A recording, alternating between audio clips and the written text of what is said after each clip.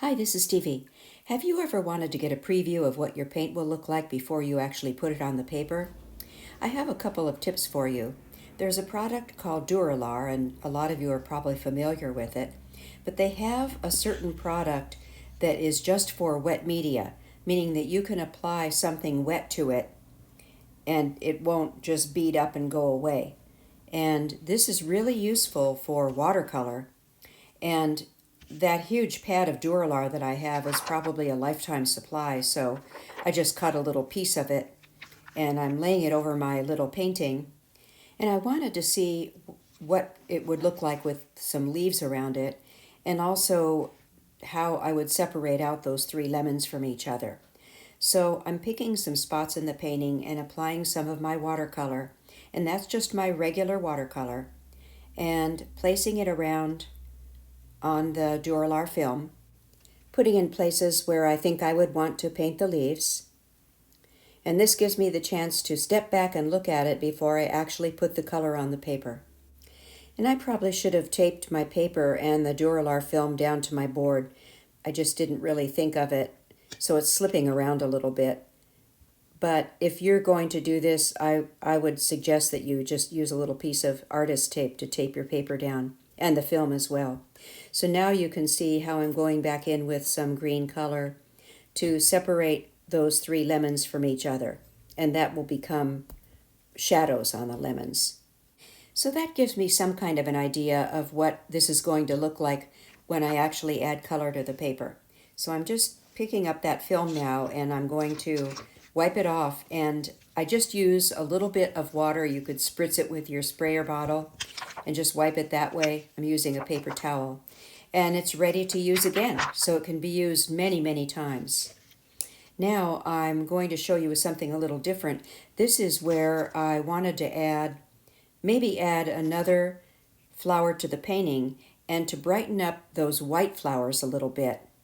So since this is watercolor, my only option to brighten up those white flowers is to use some gouache. And that's what I did, using my Winsor & Newton white gouache. Gouache, if you don't know, is just opaque watercolor. And it works the same way. I have it on a separate palette because I don't want to mix it up with my watercolors since it's very opaque. But you can see that I'm just painting those white flowers, kind of repainting them over on my Duralar film, just to see what that would look like if they were a little bit brighter. And then what would it look like if I added another flower at the top of the painting. I just moved it there to the right a little bit because I didn't want it pointing straight up in the center of the painting. And now I'm adding a little bit of greenery under that white flower that I added, just to separate it from the pink flower below it. And this will give me an idea of what it will look like with some darker values, where I might want to add more darks in the painting without actually putting it on the paper. So it gives me a good roadmap. Here I am playing around with making those centers of the flowers a little bit darker against the white so that there's some contrast. So I added some of my quinacridone burnt orange, and I like that. I think I do want to go with the darker centers. And then I thought, well, what if I added a center to one of the pink flowers? So I'm doing that and that's watercolor. The only paint on here that is gouache is the white paint. And now I'm going back in, playing around with some darker values of leaves in certain parts of the painting. Since I don't have it taped down, I have to line it up if I move it. But it gives me an idea of how it would look and where I can place those dark values. That's really helpful, I think, without having to actually go onto your paper to do that. And you can play around endlessly with this and come up with different ideas. And then I thought, well, what would those white flowers look like with some shadow on them? Because they're pretty stark white right now, and there would be some shadows. And this isn't the greatest color for a shadow, but it's something I can use just to show you. But if I got some shadows in on some of those petals, I think it adds a lot more interest to the flowers.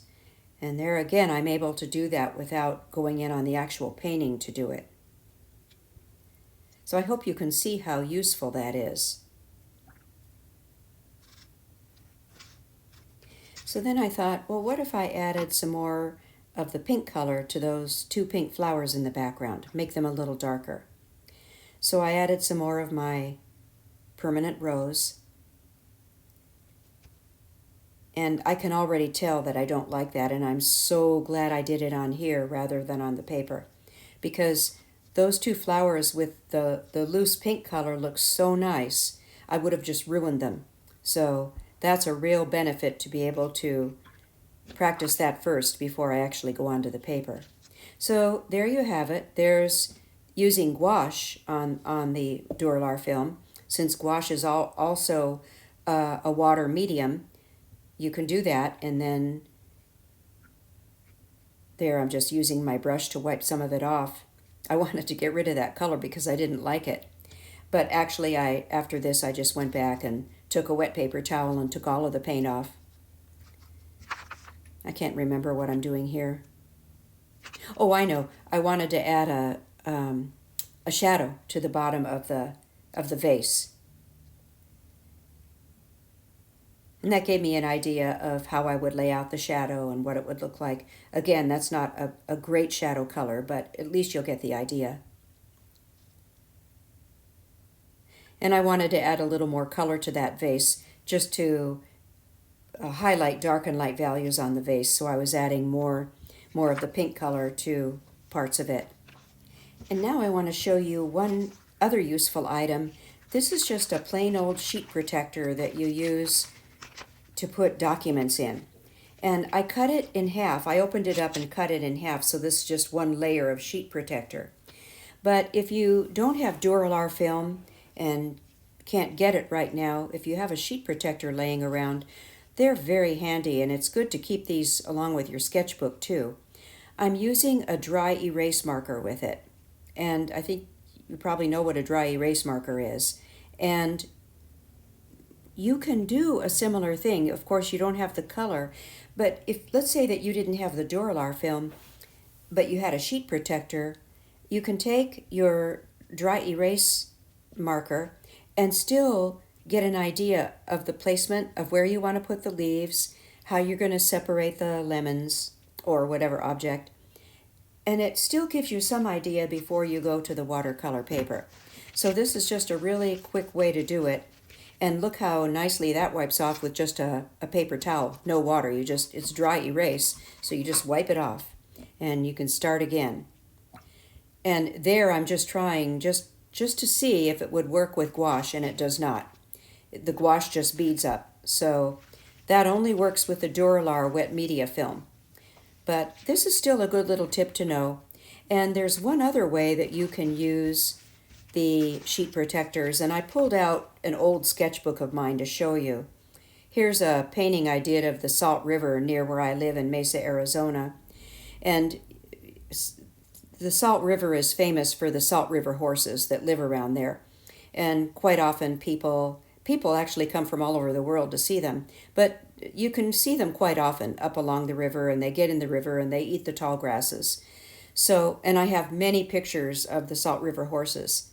So I thought, well, what if I added a couple of the Salt River horses? Now, don't laugh at my horses. It's really hard to draw a horse with one of those dry erase markers. But you can see how that would give me an idea. I could get an idea of where I want to place them in the painting. I can move it around so that I could see what I want to move it more to the right or whatever.